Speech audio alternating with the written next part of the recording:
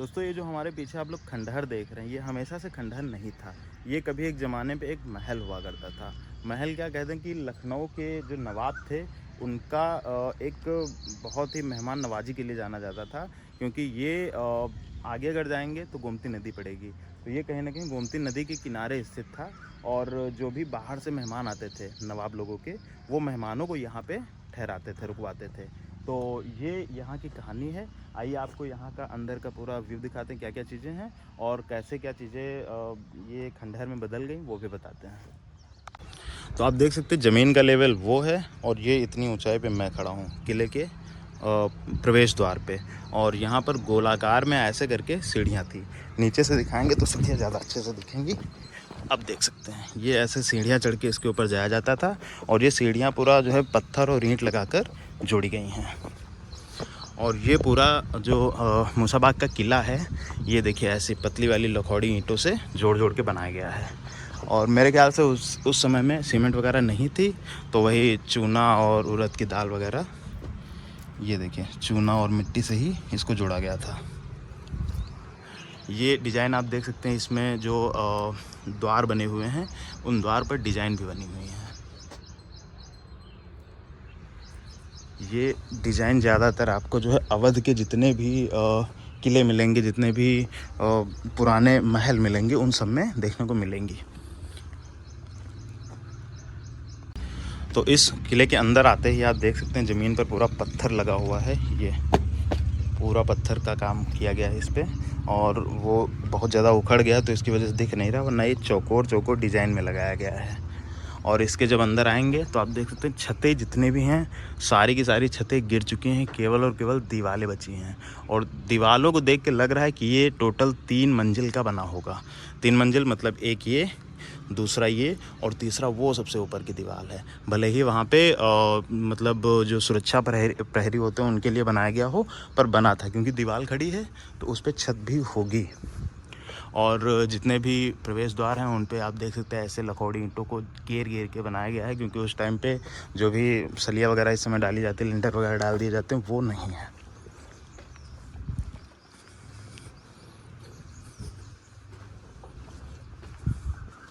ये छोटे छोटे रूम बनाए गए थे, किस लिए बनाए गए थे अभी इसका तो कोई आइडिया है नहीं, लेकिन है तो आपको दिखाया जा रहा है। ये ऐसे गैलरी, लेफ़्ट साइड में आपको रूम ही रूम। अच्छा, यहाँ पे सीढ़ियाँ हैं तो ऐसे घुमावदार ऊपर सीढ़ियाँ बनी रही होंगी। यहाँ से स्टार्ट करके ये बीच में एक पोल गड़ा होगा, उसी पोल के चारों ओर घूम घूम के ऊपर तक सीढ़ियाँ ले जाई गई होंगी।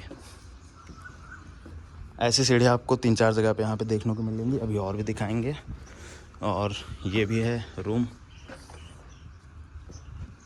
इसके अलावा ये देखो, गिरने की हालत में कभी भी गिर सकता है, इसके नीचे से जो है रिस्क ही रिस्क है।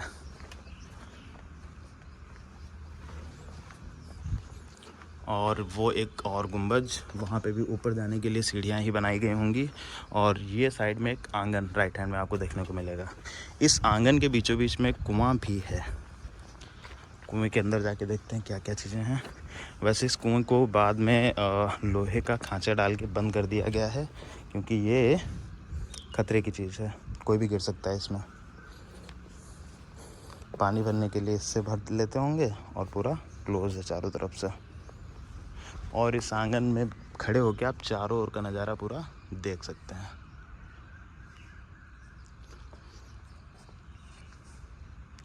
आप देख सकते हैं कि डिज़ाइन जो हैं ये इतनी ज़्यादा अच्छी बनी हुई, जो कि अभी भी कुछ हद तक गिरी नहीं है। क्योंकि आप देख सकते हैं यहाँ पे जो है तो वो खाली है, और इधर साइड में पर्दानुमा डिज़ाइन बनाई गई है, कि मतलब डिज़ाइन से पर्दे का रूप डिज़ाइन को दे दिया गया है। और बाकी चौकोर चौकोर पत्थर का तराशा गया है। और बहुत से लोग इसमें घूमने उमने के लिए आते हैं तो कुछ भी लिख विख के चले जाते हैं। देखिए लिखा हुआ है। और ये पेड़ वेड़ भी लगे हैं चारों ओर, जो कि बाद में उगाए होंगे।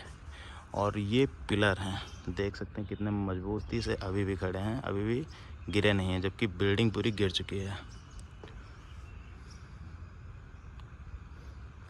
ये एक हमको सीढ़ियाँ वहाँ पे दिखी थी, 2 और ये 3, और इधर साइड में भी होना चाहिए। अभी हम जाके देखते हैं। टोटल 4 सीढ़ियाँ ऊपर जाने के लिए रही होंगी और बाकी ऊपर तीसरी मंजिल की केवल एक दीवार ही बची है। सेकेंड फ्लोर की कुछ चीज़ें हैं जो कि बची हैं और बाकी ग्राउंड पे तो हम लोग खड़े ही हैं। तो ये है इसके अंदर का नज़ारा। छत नहीं है लेकिन दीवारें अभी भी मजबूती से खड़ी हैं और दीवारों की मोटाई आप देख सकते हैं कितनी अधिक है। मतलब अगर गिनना जाए तो चौड़ी वाली जो लखौड़ी ईंट होती थी उसकी 1, 2, 3 और अंदर तक पता नहीं कितनी होंगी। तो ये है ऊपर जाने के लिए सीढ़ियाँ जिससे हम चढ़ के जाने की कोशिश करेंगे। गिर चुकी हैं ज़्यादातर और ये बहुत है संभाल के चढ़ने का प्रयास। और ये है हमारा मूसाबाग किला ऊपर से नज़ारा।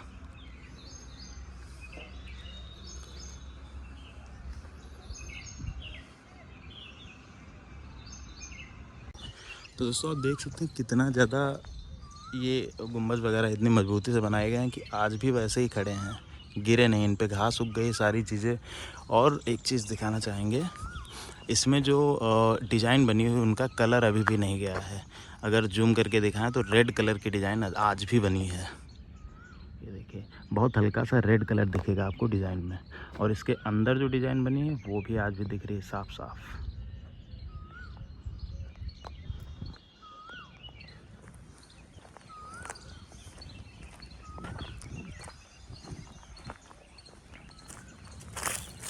और यहाँ पर आपको एक गुफ़ा देखने को मिलेगी, जो कि गुफ़ा तो नहीं कह सकते, ये पानी जाने का रास्ता रहा होगा, क्योंकि ये किला काफ़ी ऊंचाई पे बना है तो यहाँ से पानी जाने का रास्ता भी देना होगा।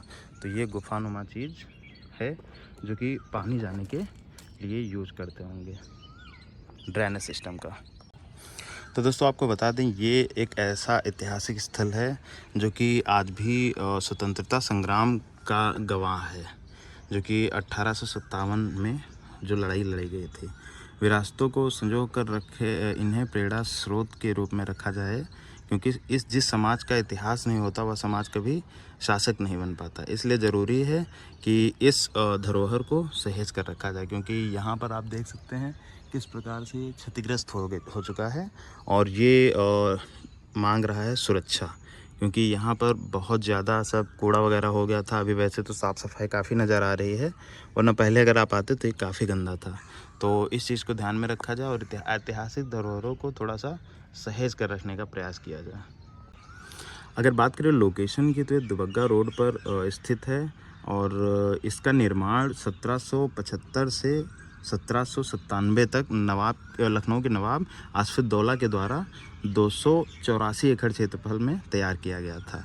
और ये खंडहर नुमा अवशेष बचा है, आप देख सकते हैं आप। और इसी का हिस्सा है ये पूरा, क्योंकि ये चारों तरफ से आप जो खंभा देख रहे हैं वहाँ तक और इधर वो पीपल के पेड़ तक पूरी बाउंड्री थी। और इसी के पीछे पूरा फील्ड पड़ा हुआ है, वो भी इसी का हिस्सा है।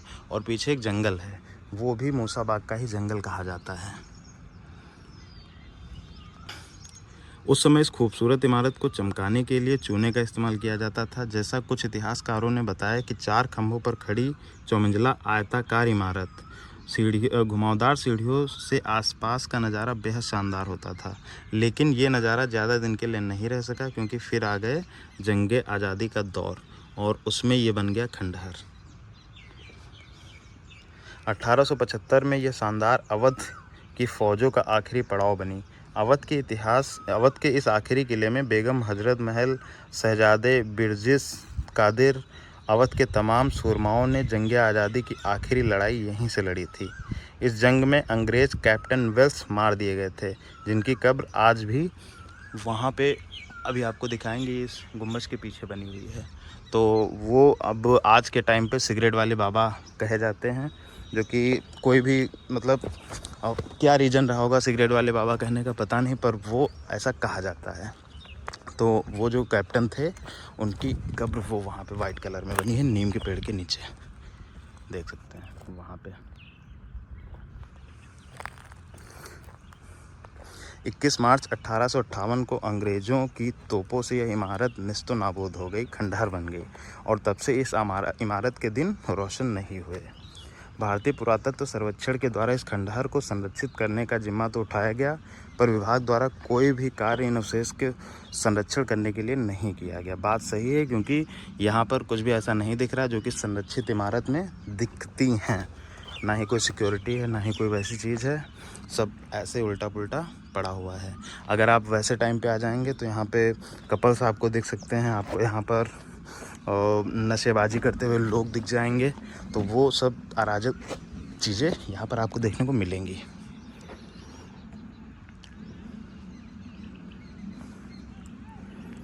मूसाबाग के खंडहर में भारतीय पुरातत्व सर्वेक्षण का बोर्ड बहुत ही तहजीब से लगा हुआ है, परंतु उसी तहजीब के साथ इमारत के संरक्षण का कार्य किया जाता है। तो आजकल इस किले को खंडहर में तब्दील होने में